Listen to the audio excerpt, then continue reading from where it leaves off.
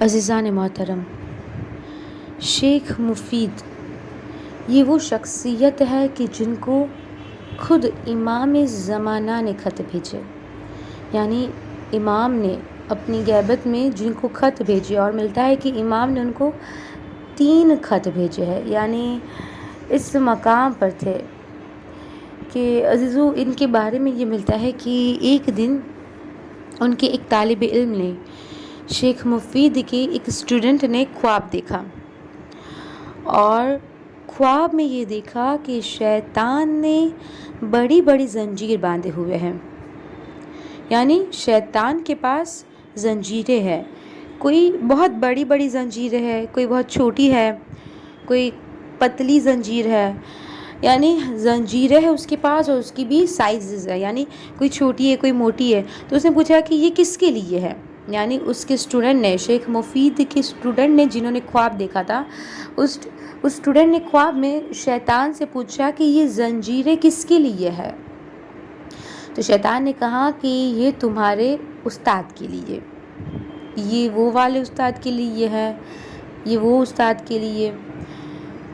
تو ایک مرتبہ اس اسٹوڈنٹ نے خواب میں سوال کیا کہ یہ ہمارے استاد کے لیے ہے؟ کہا تمہارے استاد کے لیے، مگر اس نے پھر بھی اسے توڑ دیا۔ شیطان نے کہا کہ اتنی بڑی بڑی زنجیریں ہیں، لیکن پھر بھی تمہارے استاد نے اس زنجیروں کو توڑ دیا۔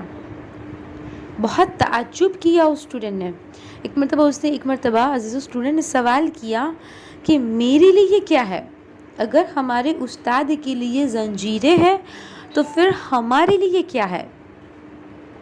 تو شیطان نے کہا کہ تمہارے لیے زنجیروں کی ضرورت ہی نہیں ہے، تم ایسے ہی قابو میں آ جاتے ہو۔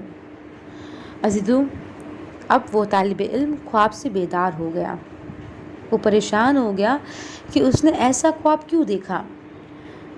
جب صبح ہوئی اور جب وہ درس میں گیا تو ایک مرتبہ شیخ مفید کے پاس گیا اور استاد سے کہا کہ مجھے ایک بات بتائیے۔ کہا کیا ہوا؟ کہا مجھے ایک بات بتائیے، میں نے ایسا خواب دیکھا ہے، مجھے ایسا خواب آیا ہے۔ کہا تم نے بالکل صحیح کہا۔ کہا کیا ہوا؟ کہا کہ میرے گھر میں فاقے تھے۔ اب یہ کون بول رہا ہے؟ شیخ مفید۔ کہا میرے گھر میں فاقے تھے، میرے پاس کچھ بھی پیسہ نہیں تھا، مگر میرے پاس خمس کے پیسے رکھے ہوئے تھے، خمس کے پیسے میرے پاس پڑے ہوئے تھے۔ تو میں نے سوچا کہ قرض لے لوں، ان پیسوں سے، ان خمس کے پیسوں سے میں قرض لے لوں۔ کہا میں نے سوچا کہ جب آئے گے پیسے واپس تو میں دے دوں گا۔